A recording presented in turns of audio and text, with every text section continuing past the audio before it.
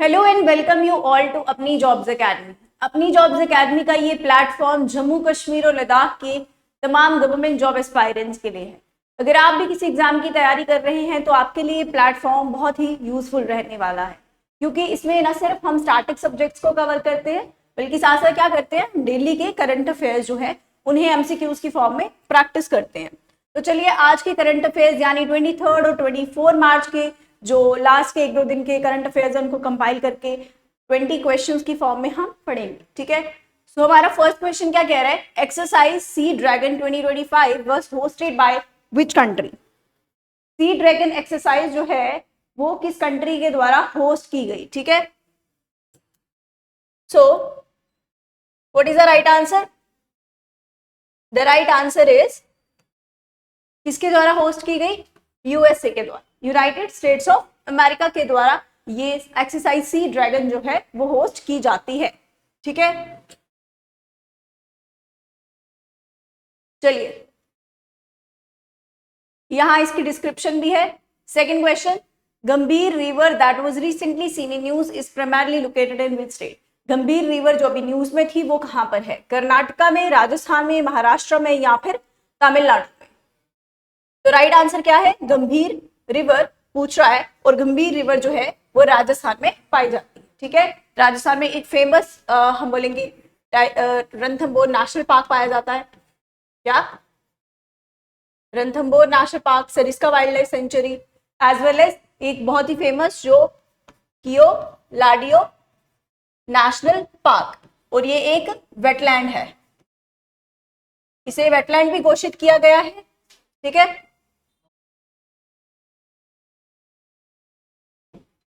Wetland के साथ साथ कब किया गया था इसे? 1981 में विद चिलिका लेक, दोनों को ही रामसर साइट जो है वो घोषित किया जाता है। ठीक है, चलिए the right answer is Rajasthan. और ये मैंने जो आपको बताया कि Keoladeo national park as well as Chilika lake जो है इन्हें रामसर साइट घोषित किया जाता है 1981 में, और ये इंडिया की पहली रामसर साइट होती है। ठीक है, दोनों। Next question, Challenger 150 is a global deep sea research initiative endorsed by which organization? Challenger 150 की बात कर रहा है, ये एक global deep sea research initiative है, डीप सी की रिसर्च करेगा, ये उसके लिए एक इनिशिएटिव लिया गया है। इसको एंडोर्स किसने किया है, किस ऑर्गेनाइजेशन ने किया है, ये आपको बताना है। So options are National Aeronautics and Space Administration यानी NASA, United Nations Educational Scientific and Cultural Organization यानी UNESCO, third option is National Oceanic and Atmospheric Administration यानी NOAA, the last one is European Space Agency ESA। So what is the right answer? Challenger 150 जो एक deep sea initiative है, ठीक है, एक research initiative चलाया जा रहा है, इसको एंडोर्स कौन करेगा? इसको एंडोर्स किया गया है,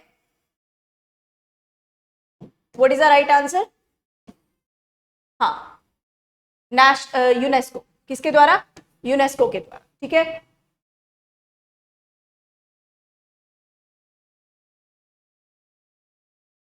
next, who won the Stockholm water prize 2025? क्या बोल रहा है? स्टॉकहोम वाटर प्राइज 2025 जो है ये प्राइज किसने जीता, किसने अपने नाम पे किया है, ये आपको बताना है। ठीक है, ऑप्शंस आपके पास हैं, Jacob Bear, Paul Witherspoon, Gunter Bloschl, Yuan Daoxian. तो क्या है राइट आंसर इसका? द राइट आंसर क्या है कि स्टॉकहोम वाटर प्राइज जो है ये प्राइज एक 2025 में दिया जाता है। इससे किसको नवाजा गया है? इससे नवाजा गया है गुंटर ब्लॉश को। ठीक है, गुंटर ब्लॉश को। देखो अब ये दिया कि अवार्ड कौन देता है, ये it is presented by the Stockholm water foundation in collaboration with the royal Swedish academy of science. तो आपको थोड़ा याद रखना है कि स्टॉकहोम वाटर फाउंडेशन जो है ये प्राइज देती है। एस्टैब्लिश कब हुई? 1991 में during the Stockholm water festival. It highlights Sweden commitment to clean water. ठीक है, क्लीन वाटर की कमिटमेंट को देखते हुए ये अवार्ड जो है वो दिया जाता है कि पानी जो है वो कितना साफ है, कौन इसके प्रति जो है वो ज्यादा कंट्रीब्यूट कर रहा है, कौन जो है इस कमिटमेंट को निभा रहा है, दैट्स व्हाई ये अवार्ड जो है वो दिया जाता है। ठीक है, चलिए next question, A Eurasian goshawk, a medium-large raptor, was recently spotted at which wildlife sanctuary in Maharashtra? एक यूरोपियन गौशाक जिसको बोलते हैं, a medium-large raptor है, ठीक है। इसको अभी वाइल्ड लाइफ सेंचुरी में महाराष्ट्र में देखा गया। अब पूछ रहा है कि वाइल्ड लाइफ सेंचुरी कौन सी वाली है महाराष्ट्र की जहां पर इसे देखा गया। सो क्या ये गौतला वाइल्ड लाइफ सेंचुरी है, मेघलत वाइल्ड लाइफ सेंचुरी है, तानसा वाइल्ड लाइफ सेंचुरी है, या फिर कोयना वाइल्ड लाइफ सेंचुरी है? What is the right answer? So इसे देखा गया है तानसा वाइल्ड लाइफ सेंचुरी में, ठीक है। आपको हल्का हल्का याद रखना। Next, sorry, option. In which city police launch शिष्टाचार squads to enhance women safety? Women की सेफ्टी को एनहांस करने के लिए, ताकि औरतों को सुरक्षित रखा जा सके, उनकी सेफ्टी के लिए जो है वो मेजर्स उठाए जा सके, उसके लिए कौन सी सिटी की पुलिस ने एक स्क्वाड चलाया और क्या नाम है उसका? शिष्टाचार स्क्वाड, ठीक है। शिष्टाचार समझते हो, डिसिप्लिन। शिष्टाचार मतलब डिसिप्लिन। तो यानी जब आपने औरतों की रिस्पेक्ट करनी है, आपको औरतों की सेफ्टी को एनहांस करना है, उसके लिए भी तो शिष्टाचार बहुत इंपॉर्टेंट है, ठीक है। सो ये पूछ रहा है कि किस सिटी कौन सी पुलिस जो है उसने लगाया है, कहाँ की पुलिस है? मुंबई, बेंगलोर, न्यू दिल्ली या फिर कोलकाता? सो राइट आंसर क्या है? The right answer is new Delhi, ठीक है। न्यू दिल्ली की सरकार ने, यहां बोलेंगे न्यू दिल्ली की पुलिस ने। Which country became the first team to qualify for the 2026 FIFA World Cup after the host nations? आपको बताना है कि कौन सी कंट्री है जो पहली कंट्री बनी है जिसने क्या किया है? became the first team बनी है जिसने क्वालिफाई किया है 2026 के फीफा वर्ल्ड कप को आफ्टर द होस्ट नेशन। पहले वहां पर फीफा वर्ल्ड कप जो है वो हो चुका है, लेकिन अब ये क्या करने वाली है, इसने अब ये क्वालिफाई कर दिया हुआ है, अब ये भी जो है फीफा वर्ल्ड कप में पार्ट लेगी, ठीक है।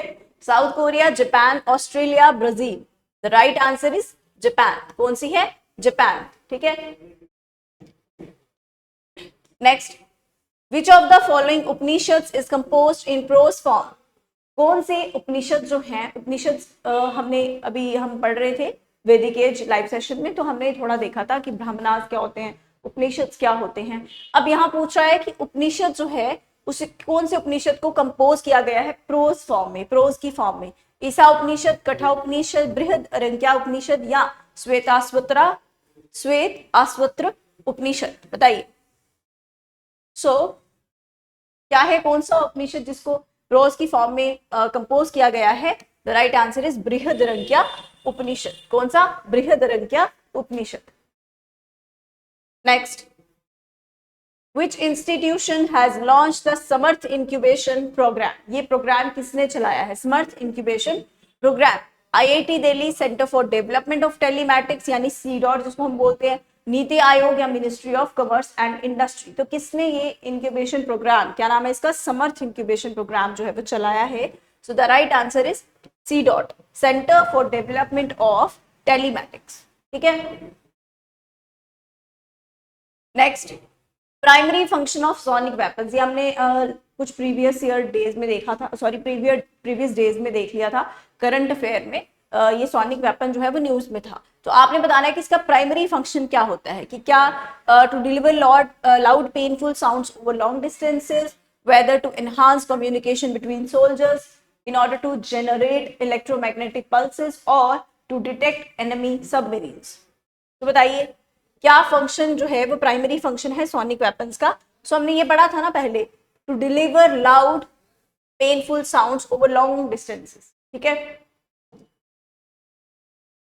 Next, directorate general of trade remedies operates under which ministry? ये भी हमने पढ़ा है। Directorate general of trade remedies जो है वो किस मिनिस्ट्री के अंडर आता है? DGTR, ये हमने पढ़ा था। कौन सी मिनिस्ट्री के अंडर आएगा? अगर आपको नहीं भी पता, नहीं भी आपने पढ़ा है, तो ट्रेड की बात कर रहा है, कौन सी मिनिस्ट्री होगी? Tourism, finance, science and tech नहीं होगी, ministry of commerce and industry, ठीक है। Next, which ministry launched Rashtriya Karmayogi Janseva programme to create more accountable city? अच्छा, किस सिटी कौन सी मिनिस्ट्री ने लॉन्च किया है राष्ट्रीय कर्मयोगी जनसेवा प्रोग्राम? ये भी डिस्कस हो चुका है पहले भी। कौन सी जो मिनिस्ट्री है उसने लॉन्च किया है राष्ट्रीय कर्मयोगी जन सेवा प्रोग्राम? आपने बताना है, और उससे क्या किया जा सकता है? ताकि मोर अकाउंटेबल सिटीजन सेंट्रिक वर्कफोर्स जो है वो लाई जा सके, काम में लाई जा सके, यानी सिटीजन के ओरिएंटेड जो है वो काम किया जा सके कि उनकी क्या मंशा है, वो उनके लिए हम जो है वो अकाउंटेबल रह सके। तो आपने बताना है, आपको अगर कर्मयोगी का पता होगा तो आपको इसके बारे में पता होगा। एक है मिशन कर्मयोगी और एक राष्ट्रीय कर्मयोगी जन सेवा प्रोग्राम, ठीक है, ताकि सिटीजन के प्रति जो है वो मोर अकाउंटेबल रहा जा सके, उन पर जो है बहुत ज्यादा इम्फेसिस, बहुत ज्यादा फोकस किया जा सके, ठीक है। जन सेवा है ना, जन सेवा मतलब लोगों की सेवा, तो यानी सिटीजन के प्रति उनकी सेवा जो है वो भाव रखा जाए। तो कौन सी होगी आपको पता चल ही गया होगा अभी तक, ministry of science and tech, ministry of AYUSH, ministry of health and family welfare और ministry of commerce and industry. The right answer is ministry of AYUSH, ये हमने पहले डिस्कस किया, ठीक है। चलिए next question, which event is celebrated in the book March of Glory released on March 18, 2025। ये book जो है रिलीज हुई है, डेट दी है आपको, पूछ रहा है कि कौन सा इवेंट सेलिब्रेट किया जाता है इस बुक में। जब लिखा है मार्च ऑफ ग्लोरी, ये बुक जो है इसमें कौन सा इवेंट जो है वो सेलिब्रेट किया जाता है। What is the right answer? जो 1975 में हॉकी वर्ल्ड कप में विक्ट्री हासिल हुई थी उसके बारे में मेंशन है, मार्च ऑफ ग्लोरी। ये एक बुक है जिसे रिलीज कब किया गया, मार्च 18 2025 को, और इस बुक में किसका वर्णन है, इस चीज का एक्सप्लेनेशन है, और बहुत धूमधाम से इसका एक्सप्लेनेशन है हम कह सकते हैं, ठीक है। 1975 में हॉकी वर्ल्ड कप की विक्ट्री का। Who was honored with the Knight's Cross of the Order of Dannebrog by the King of Denmark? King of Denmark के द्वारा एक अवार्ड दिया गया है। अब आपको बताना है कि अवार्ड किसको दिया गया। अवार्ड का नाम क्या है? Knight's Cross of the Order, Knight's Cross of the Order of Dannebrog, ये अवार्ड का नाम है। ये क्या है? एक अवार्ड है। किसने दिया? डेनमार्क के किंग ने दिया। और किसको दिया ये आपको बताना है। The options are Narayan Swamy, N Shankar, K S Narayanan और Vijay Shankar. The right answer is Vijay Shankar, ठीक है। इन्हें ये वाला अवार्ड जो है वो दिया गया है, Vijay Shankar. Next, who assumed charge as a chief of personnel of the Indian Navy? किसको जो है chief of personnel of Indian Navy बनाया गया? Vice admiral Sanjay Bala, rear admiral Manoj Kumar, vice admiral Krishna Swaminathan और rear admiral Rajesh Dhankhar. What is the right answer? किसको chief of personnel of the Indian Navy जो है वो बनाया गया है? किसने इस पोजीशन का चार्ज जो है वो ले लिया है? The right answer is vice admiral Sanjay Bala या संजय भल्ला, ठीक है। चलिए, इस तरीके के क्वेश्चंस आपको आते हैं ना कि पेपर में, एसएससी में भी, जेके एसएसबी में भी, किसने, कौन जो है वो सीईओ बना है, अभी कौन एमडी बना है किसी इंपॉर्टेंट बैंक का, या फिर जिस समय तुहिन कांत पांडे जो है एसबीआई के वो सीईओ बने थे, तो वो हम पढ़ रहे थे, वो न्यूज में था जनवरी में, ठीक है। वैसे ही ये कुछ तमाम अपॉइंटमेंट्स होती हैं जिनको पढ़ना जरूरी होता है, कि वैसे वहां से सीधा सीधा क्वेश्चन जो है पेपर में पूछा जाता है। एसएससी में तो बहुत हम कहेंगे कि ट्रेडिशन है, इस तरीके का सवाल पूछा जाता है। यहाँ पे आपको बताना है लाल सलाम बुक लिखी गई है, किसके द्वारा लिखी गई है? लाल सलाम बुक लिखी गई है, किसके द्वारा लिखी गई है? स्मृति ईरानी, जेके रॉलिंग, झुम्पा लाहिरी या फिर अमिताभ घोष। लाल सलाम किताब है और ये किताब किसने लिखी है? स्मृति ईरानी ने। किसने लिखी है? स्मृति ईरानी ने। आपने कमेंट बॉक्स में बताना है कि इनके पास कोई मिनिस्ट्री है, और अगर है तो कौन सी मिनिस्ट्री है वो आपने लिखना है, ठीक है, कमेंट बॉक्स में। Smriti Irani is the right answer.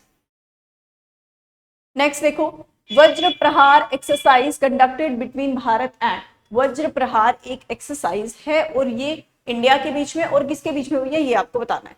क्या नाम है? वज्र प्रहार, ठीक है। What is the right answer? USA, UK, Israel या कतार। तो वज्र प्रहार ये एक्सरसाइज जो है वो इंडिया और यूएसए के बीच में हुई, इंडिया और यूएसए के बीच में। Next, VLSRSAM developed by, VLSRSAM developed by ISRO, DRDO, NASA या जैक्सा, ये आपको बताना है।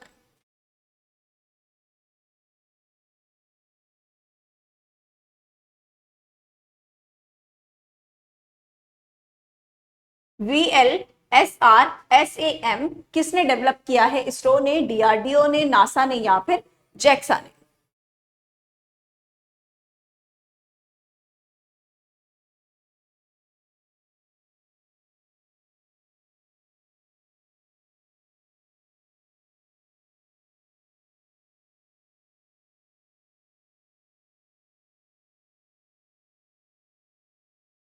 The right answer is DRDO. क्या है राइट आंसर? डीआरडीओ। ये एक डिफेंस का क्वेश्चन है, तो डिफेंस से तमाम रिलेटेड चीजें जो होती हैं वो कौन बनाता है? डीआरडीओ बनाता है। ठीक है, इसमें मैं एक चीज बताऊंगी आपको कि ये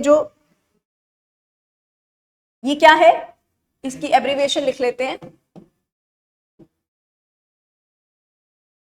vertical launch, VL refers to vertical launch short range surface to short range surface to air missile, surface to air missile, ये इसका नाम है। अगर आपको कंफ्यूजन हो रहा था, होना भी चाहिए था। तो क्या है? VLSRSAM एक मिसाइल है। क्या है ये? एक मिसाइल है। ये कोई टैंक नहीं है, ये कोई रॉकेट नहीं है, कुछ वैसा नहीं है। तो आपको याद रखना है ये एक मिसाइल है। और मिसाइल का नाम क्या है पूरा? सॉरी, ये ए और ये एल है। Vertical launch short range surface to air missile. और ये किसने डेवलप की होगी? ये तो आसानी से आपको पता चल जाएगा, फिर डीआरडीओ ने की है, क्योंकि एक मिसाइल है। ठीक है, डिफेंस से तमाम रिलेटेड चीजें जो है वो कौन करता है? डीआरडीओ करता है।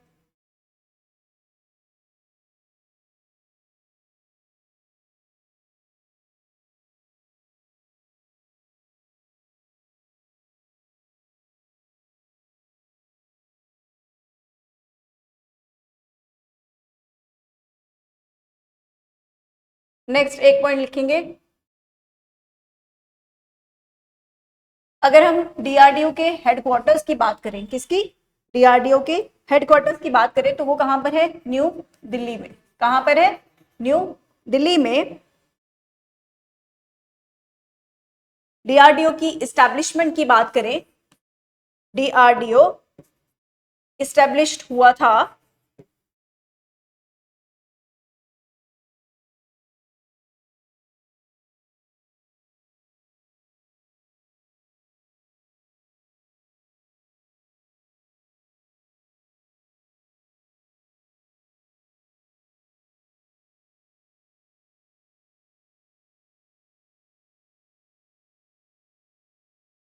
1958 में। कब? 1958 में। हेडक्वार्टर्स कहां पर है? न्यू दिल्ली में। अब बात करेंगे इनके चेयरमैन की, तो यहाँ पर हेड कौन है, चेयरमैन कौन है? तो ये हेड हैं, इनका नाम है doctor Sameer, doctor Sameer V Kamal, KAMAT, doctor Sameer V Kamal, KAMAT। ठीक है,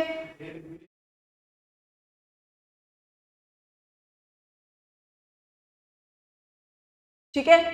तो क्या देखा हमने? हमने देखा कि डीआरडीओ के बारे में, डीआरडीओ ने बनाया है VLSRSAM, जिसका हमने पढ़ लिया। वर्टिकल लॉन्च शॉर्ट रेंज, हम बोलेंगे सरफेस टू एयर मिसाइल है। और ये मिसाइल किसने बनाई? डीआरडीओ ने बनाई। ठीक है, डीआरडीओ की आपको एब्रीविएशन पता है। अब बात करें इसके हेडक्वार्टर्स की, तो न्यू दिल्ली में है, 1958 में बनता है। और चेयरमैन कौन है? डॉक्टर समीर वी, KAMAT कमाल। ठीक है, ये पॉइंट्स आपने ऐड कर लेने अपने नोट्स में। चलिए next, headquarters of the MOD, या MOD मतलब, अभी हम डिफेंस के क्वेश्चंस कर रहे हैं, 3-4 हमने किए। तो मिनिस्ट्री ऑफ डिफेंस के बारे में बात कर रहा है कि मिनिस्ट्री ऑफ डिफेंस के हेडक्वार्टर्स कहां पर हैं, ये आपको बताना है। मुंबई, न्यू दिल्ली, चेन्नई या बेंगलुरु? तो कहां पर है मिनिस्ट्री ऑफ डिफेंस? अभी हमने डीआरडीओ का देखा, न्यू दिल्ली में था हेडक्वार्टर। तो मिनिस्ट्री ऑफ डिफेंस का कहां पर है? The right answer is new Delhi. कहां पर? नई दिल्ली में। अब आपने मुझे बताना है कमेंट बॉक्स में, मिनिस्ट्री ऑफ डिफेंस जो है वो किसके पास है? मिनिस्ट्री ऑफ डिफेंस, यानी मिनिस्ट्री ऑफ डिफेंस किसके पास है? Headed by whom? साथ ही साथ आपने बताना है कि स्मृति ईरानी जो है उनके पास कोई मिनिस्ट्री है या नहीं है, और अगर है तो कौन सी मिनिस्ट्री है। ठीक है, ये नोट कर लो, ये आपने मुझे कमेंट बॉक्स में बताने हैं। तो राइट आंसर क्या है, न्यू दिल्ली में हेडक्वार्टर है मिनिस्ट्री ऑफ डिफेंस का। Last question of the day, who has been appointed as a CEO नहीं है, executive director of the Reserve Bank of India effective March 19, 2025। किसको अपॉइंट किया गया है एज द एग्जीक्यूटिव डायरेक्टर, क्या बने हैं, ईडी, एग्जीक्यूटिव डायरेक्टर बने हैं किसके, रिजर्व बैंक ऑफ इंडिया के, और कब से बने हैं, मार्च 19, 2025 से ये बन चुके हैं। ठीक है, बताना है आपको। The options are Shaktikanta Das, इंद्रानिल Bhattacharya, Raghuram Rajan, Urjit Patel. 3 नाम तो आपने इसमें बहुत ज्यादा सुने होंगे पहले ही, क्योंकि ये क्या रह चुके हैं, उनके गवर्नर्स रह चुके हैं आरबीआई के। ठीक है, अभी क्या है, इंद्रानिल भट्टाचार्य जो हैं वो क्या बने हैं, इसके एग्जीक्यूटिव डायरेक्टर बने। क्या बने हैं, एग्जीक्यूटिव डायरेक्टर। आपको अब बताना है इसमें साथ में आरबीआई के चेयरमैन कौन है, आरबीआई की एस्टैब्लिशमेंट कब होती है। देखो, एक चीज तो होती है कि आप यहाँ पे पढ़ लो, एक चीज होती है आप अपने एंड से पढ़िए।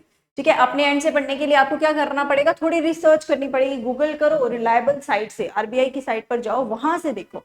जहां मैंने मिनिस्ट्री के बारे में पूछा, मिनिस्ट्री ऑफ डिफेंस में जाओ, वहां देखो कि कौन उसका हेड है, वैसे आपको पता चल जाएगा। फिर कमेंट बॉक्स में दो और फिर मैं बताऊंगी कि आपने सही आंसर दिया है या फिर गलत दिया है। ठीक है, उससे क्या होगा, आपको जिंदगी भर कभी वो चीजें जो है वो नहीं भूलेंगी। लेकिन अगर सिर्फ मैं ही यहाँ पे बता दूंगी तो बहुत सारी चीजें जो है वो भूल सकती हैं।